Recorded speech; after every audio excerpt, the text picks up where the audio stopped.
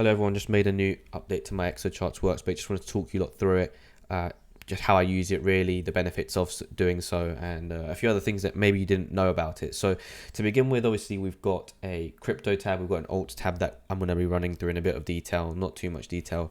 But yeah, to begin with, obviously Bitcoin is mainly what I'm trading in correlation with the ES, NASDAQ on the occasion as well. So let's talking and looking at that details. We've got our two side panels here with the main panel, and on the third panel here we've actually got execution, okay, which is usually in silico terminal for myself. But on the flip side also I've got another tab here which is actually my DOM that I'm using if I'm not usually using it for execution, but mainly it's stuck on the execution panel. I'm not gonna lie to you or anything like that. It's usually stuck on this side here. Obviously got session clusters here on the main panel as well, with the hourly, 15-minute, just hiding this now, 15-minute, 5-minute, and session candles as well. Now, primarily, these are all the templates I'm using. I'm gathering all my high time frame levels from the daily TPO, maximizing it if needs be. I'm actually hiding the menus on this one, to be honest with you. Then you've also got in the bottom left-hand corner, session pointer controls grabbing there. But more importantly, some tips and tricks from this one that you might not have known is you've got the ES now in the bottom left-hand corner. If you've got DX feed connection to Exocharts, do that. It's quite useful. You can obviously maximize this if needs be, but I can actually monitor the ES alongside, for example, the Bitcoin chart if I need to. Okay, so we've got these two, correlated with each other here with the global crosshair. I can see what's going on the ES with Bitcoin at any time if needs be. Okay, and then obviously heading over now to NASDAQ, you've got these same pieces of info here where, I've got NASDAQ info, Bitcoin, and that's really, really useful. Again, I discuss more about each individual template in a bit more detail on my Twitter account, X account, but it's extremely, extremely useful on that front of you just to be able to access everything with execution on the right-hand side as well. I think it's really, really useful in that front, just be able to run everything through that. Heading over to the alt one, which I think is really, really powerful, and a bit of an alternative because, it's quite different. It's a bit of an alt screener as well, in my opinion. Because basically we've got two panels here. Now this, I haven't actually updated this yet, but again, these I'll tell you how to get all of these at the end, don't worry.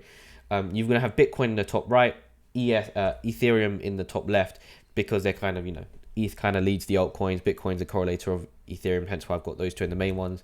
And then you've got like all your altcoins down here as a screener, kind of maximize them if you want to use it as you wish. And then in the bottom right hand corner here, I've added like a tickers thing, so you can kind of what I would generally do is go 24-hour volume on the tickers on Bybit and go, okay, look, Cyber's really interesting to trade. I can favorite it here, add it to my favorites if I wish. And then obviously look at it up here within the four type of panels here that I've got going. So for example, Joe USDT, I've added that today. It's quite high on the 24-hour volume, might have a lot of volatility, might want to be trading that. And then you've got all the access here to trade and access that data as you please, alongside with execution, a complete different tab on in Silico terminal. So yeah, it's fairly quick stuff here. Just to be able to access everything at the fingertips. Honestly, if you want to maximize your screen real estate, what would I recommend doing? Well, you can essentially come over to here, scroll across, hide the menus, and you've got even more screen ready to and available to yourself. You can do it on all of these. Okay, and now you've got more screen access there. I was debating adding DOMs in here for access, but yeah, that won't, I won't do that yet. But obviously you've got all these different screens here, Ethereum, Bitcoin, all of these to be accessing and trading from. My main one is this one because I'm mainly trading Bitcoin, as you lot know from myself. But the power of it is having in silico on the right hand side with the execution within this.